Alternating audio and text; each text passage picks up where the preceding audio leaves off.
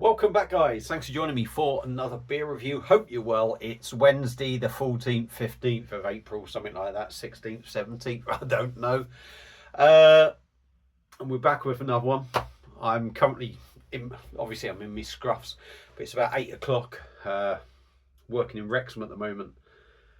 Got a reasonably big job, which me being like I am, I'm making it bigger. I'm making it more hard work. I've only been home an hour and a half because it can be a right pain in the backside trying to get home from Wrexham at peak time. So I worked over, basically get a bit more work done and get home quicker. So yeah, I'm a little bit cream crackered. I've had a couple of pints already as well. Well, 3 as it happens. And I thought I'd come and do a beer review. Why I go into all this bollocks at the start, I don't know. It's a minute of your life wasted and mine. So let's stop talking. Let's get on with the beer review. And we are taking a look at the penultimate beer from my Brew Export UK order. So I ordered 10 or 11 American beers. This is the second to last one now from a very well-respected brewery in America. Very hard to get hold of, apparently. Their beers are over there. And it's from Trillium Brewery out of Massachusetts. And this is a can of their Melcher Street. Now, I know the light is not doing it any favours, is it? Should I try and change it? Does that look any better? Does that look any better? I don't know. Should we go that one? Melcher Street, India Pale Ale. There we go. Trillium Brewery, like I say, out of Massachusetts. There we go. Their artwork is very similar. A lot plain, simple. But the beers are really good. 7.2%. It's an American pint can, which is 473ml, and this cost me in the region of about £7.50. Now I know you're going to go, oh my god, £7.50. Yeah, to be fair, like I say, people in America struggle to get this. This isn't one you can just pick up even in America, so for it to be imported and to be quite hard to get hold of, I can live with that. And if the beer is fantastic, which I'm expecting it to be really good, I'm not going to say I'm expecting it to be fantastic, but it will be a well brewed beer. So yeah, there we go. Now it has got some spiel on the back, but I can't see in this light. The light is terrible. Should I do that? Is that any better? Is that any better? I don't even know if that's any better. Does it? You can certainly see the can better. Anyway, let's stop talking, waffling shit now. The last beer after this from that Brew Export order, or shall I put it on and just put it really, really, really, really, really low? That's probably better. Yeah, the last beer I've got is triple IPA. Not from this brewery. I think it's a different brewery altogether. So yeah, let's get it cracked open. Been in the fridge for a long time. I've had this order for ages. This will be coming up the back end of May. So yeah, stop talking. Right, Collective Arts glass. I believe they're an American brewery, Mark Gamble glass, and I'm guessing he is a bowler. So let's get it cracked open and have a tasters. Apologies for boring you all shitless. Hope you all had a good day. Ooh. I've had 3 Stonehouse beers already. I've only been in an hour and a half, and I've had my tea. I've done everything else. What I should do is put the camera on for 4 or 5 minutes first, talk a load of rubbish to myself, and then put the camera on and try and make whatever I've got to say quite interesting for you guys. So I'll leave that little bit in the can. Beer in a glass, orange, hazy. Yeah, it looks a lot brighter on camera, but the light is giving that off. It's got a little bit of a darkness to it, my side. About a finger of white compact head. Not sure I'm seeing any bubbles going up, but I'm as blind as a bat. But yeah, looks decent enough. Looks decent enough. I wouldn't say it's wowing me at the moment, but the nose, the taste is the most important thing. So let's go in, give it a sniff. Ooh. Hoppy. There is something going on in there. It's sort of citrus, orange, but there is something extra. Hoppy, the hoppy notes are there, but they feel quite sort of mild.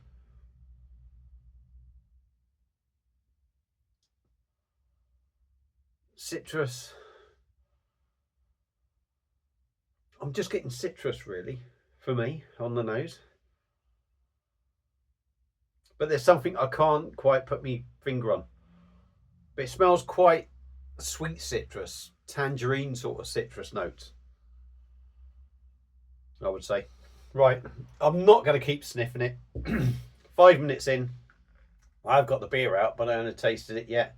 So let's stop putting you lot in misery. You've seen the beer, you know what it is, you know where it's from. Let's dive in, give it a taste. Cheers.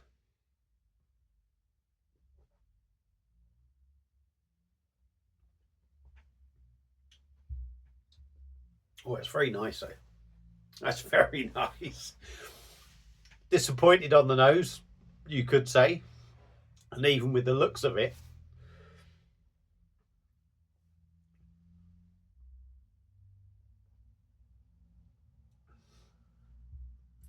it's a very nice, pleasant beer. That is what I'm going to say.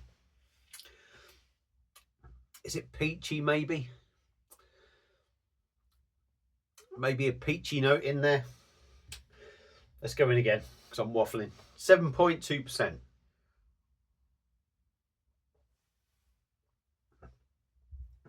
Body of the beer for me is nice, it's pleasant, it's not bad, but I probably expected a little bit more from it. But it's a nice sessionable body, which maybe it shouldn't have at 7.2%. But it does. It does go down really well.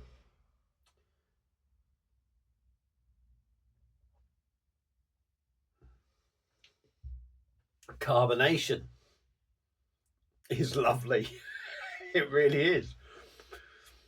Yeah, I'm not going to say it's busy, but you feel it, but it's inoffensive. So we've got a body that maybe you would expect to be heavier. We got carbonation that is there but inoffensive, but maybe a little bit more than what you'd expect.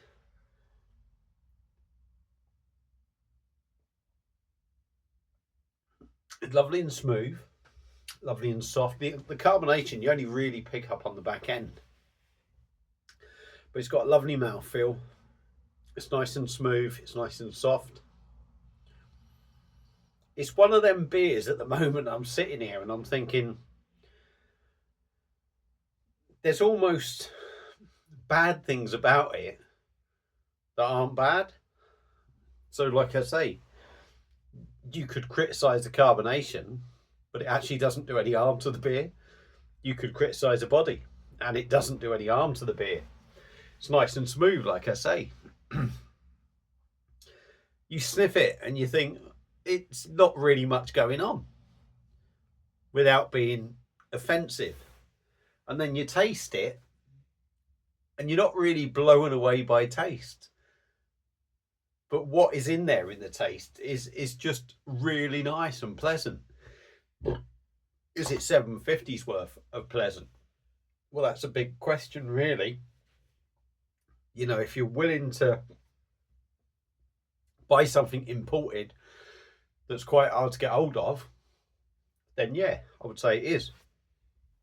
Let's get on to the tasting notes.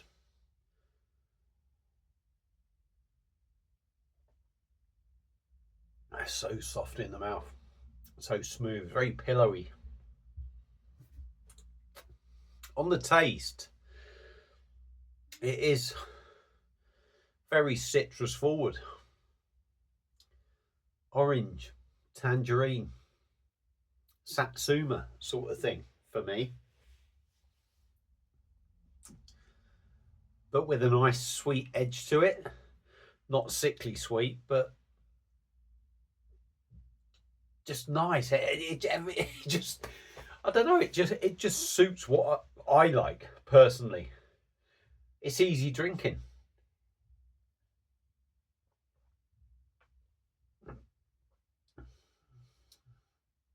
Something else in there, citrus, like I say, peachy. You could maybe say there's a little bit of mango going on in there. It's that bright fruit sort of thing. The sort of notes of all them. At the very back end, it's not a dry beer. It don't really dry you out, but on the back end, there's a very subtle, and I mean really subtle bitterness. It just, the bitterness on the back end is very much just sort of takes the edge off the sweetness.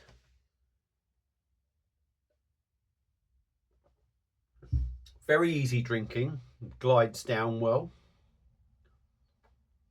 The 7.2% is nowhere. Absolutely nowhere.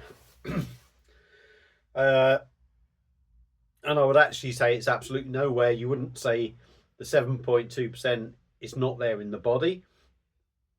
It's not there in the weight of the beer. It's not necessarily there in the hoppiness. It's not necessarily there in the flavours you get from the beer. It's a funny one, really. It's a funny one, but a tasty one at the same time. Drinks like a dream. Very sessionable. A deceiving little beer. It's one that you kind of expect more of because of what you paid for it, but at the same time you're not disappointed with what you've got. It's like it's like the best sort of 7.2% IPA that you would want for something sessionable, but not 7.2%, if you know what I mean. You kind of expect something bigger and bolder, but this would be an absolute killer of a beer at a barbecue. But are you going to spend £7.50 odd on a can of beer or half a dozen to session while you're having a barbecue? I don't know. But yeah, it's a decent drop. Maybe not as big as you'd want it to be for what you've spent on it, but a fantastic beer anyway. And you know, to make a 7.2% IPA feel like a session beer in a sense, and that's almost like a bad thing to say, but they've done it so well that you sort of don't begrudge it being like it is. So for me, Trillium and their Melcher Street, cracking beer. Like I said, you may well want a little bit more from your beers, but that really is. I mean, that's really not a disappointing beer. It really isn't. But yeah, odd. Anyway, if you had this beer before, let me know your thoughts on it. Thank you all for watching. Hope you enjoyed the video. 13 minutes in. Apologies. Enjoy your evening, and I will see you again soon on another one. Cheers.